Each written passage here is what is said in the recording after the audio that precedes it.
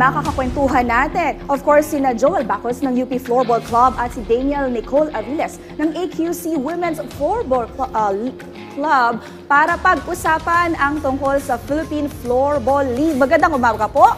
Magandang umaga po. Good morning po. Yes, ayan. Sir, ma'am, para sa information ng ating mga teammates, pwede nyo bang sabihin muna sa amin o kwentuhan kami, ano ba ang floorball?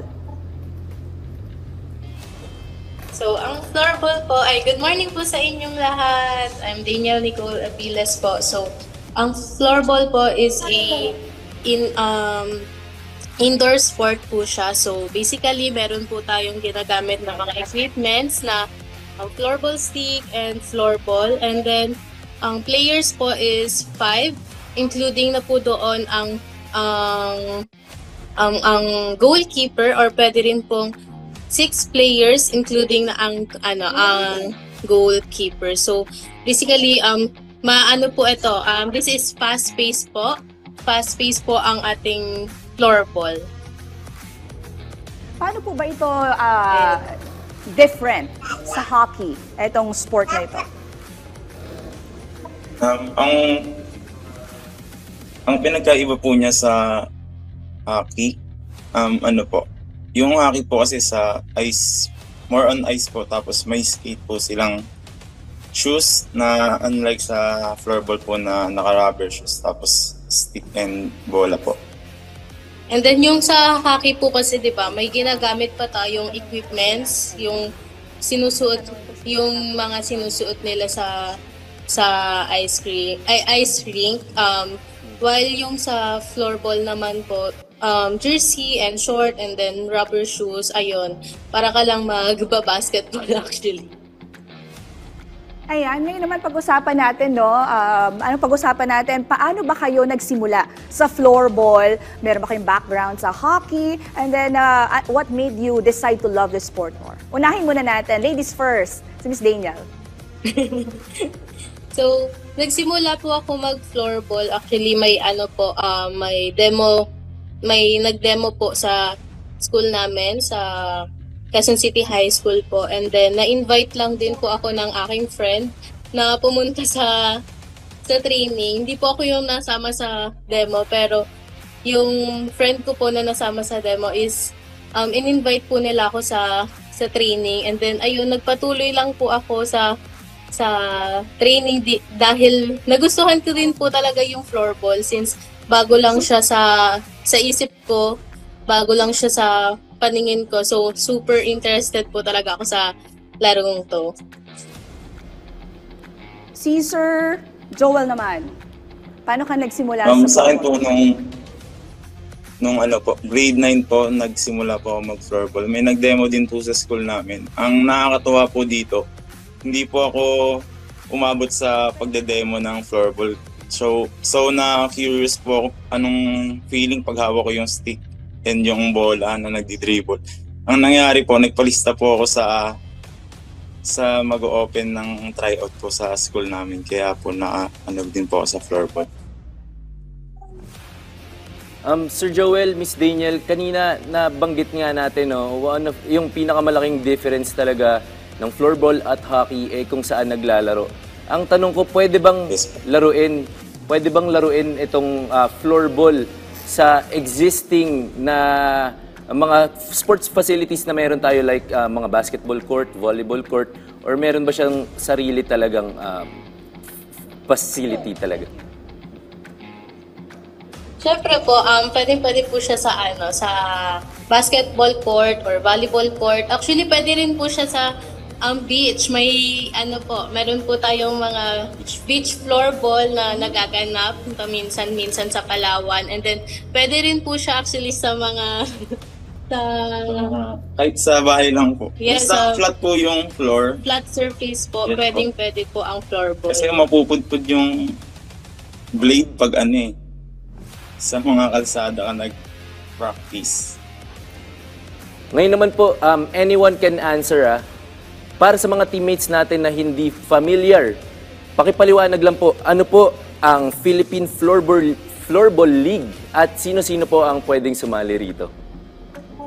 So basically, ang Philippine Floorball League po, it's a league here in the Philippines and nagsisimula po yung season niya from September until April po. So meron tayong U17 and then seniors. Ang U17 po, nag-range po siya from ages, I think 15 or 14 hanggang 16 years old po. And then ang seniors naman po, 15 or 16 and above po. So, ayun. And then, kung pwede ba siya kung sino-sino ba ang sino ba ang pwedeng sumali? Everyone po pwede nang sumali. Actually, meron po tayong mga teams na nagsisimulang magbuo ng floorball na naglalaro ng ages 9 years old or pwede pa pong 6 years old, may mga naglalaro na. Pero since sa ating league po, meron lang tayong U17 and seniors. Alright, no? So, very exciting yan. I'm sure marami tayong teammates na interesado dyan. Pero another topic na gusto nating malaman, itong floorball ba? Kasi alam natin marami tayong sports dito sa Pilipinas na hindi ganong kilala pero nagdo-dominate yung ating bansa. Sa tingin niyo ba itong floorball merong pag-asa na maging dominante rin ang Pilipinas sa sport na ito? Yes po. Yes po, kasi po, last SEA Games 2023 po, nakapag-silver medal po ang Philippine Floorball. And then, kung focusan po natin siya, tayo kasi mga Pinoy, mahilig tayo sa mga aggressive sport na takbo-takbo, ganito, ganyan. And then, kung focusan natin siya, mas magle-level up tayong mga Pinoy para manalo ng gold medal.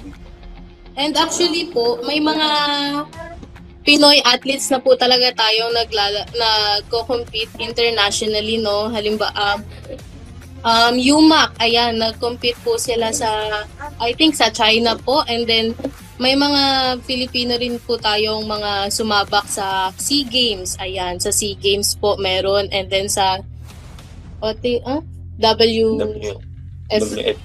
FQC, ayun po.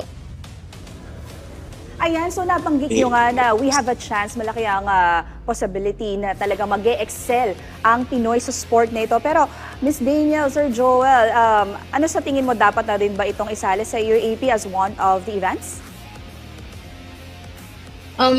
For me po, if mabibigyan ng focus, pwede.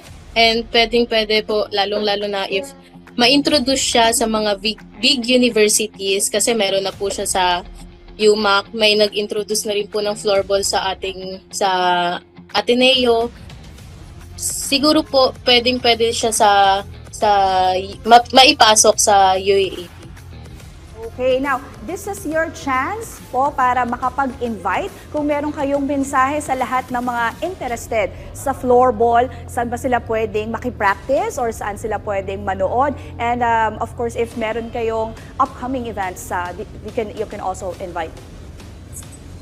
Ayan. Okay, everyone. Hello po sa inyong lahat. Sa mga gusto po or interested pong maglaro ng floorball, pwede po kayong mag-message sa Philippine Floorball Association sa FB page po nila. And may mga teams po tayo. Pwede po natin sila i-message. Amoranto, QC Floorball Club, United South Floorball Club, UP Floorball Club, UMAC Floorball Club, and Orcas Factory po. Meron po tayong mga teams na pwedeng pagsalihan. And actually po, meron na rin po tayong mga teams sa Cebu. Ayan, meron po tayong mga coaches doon na pwedeng i-message po. Sir Joel? Supportahan niyo po kami sa darating na Floorball Fiesta this December 8. What time yun? Until 7 a.m. ay 8 a.m. And then po, meron din po tayong mga live stream sa ating FB page na Philippine Floorball Association. If gusto niyo naman po manood ng live, ayan, malapit lang po tayo. Sa malapit lang po, Quezon City High School po. Yan, dyan po kami naglalaro. And then sa De La Salle University, Zobel po. Ayan. Ayan, maraming salamat, Daniel and Joel. And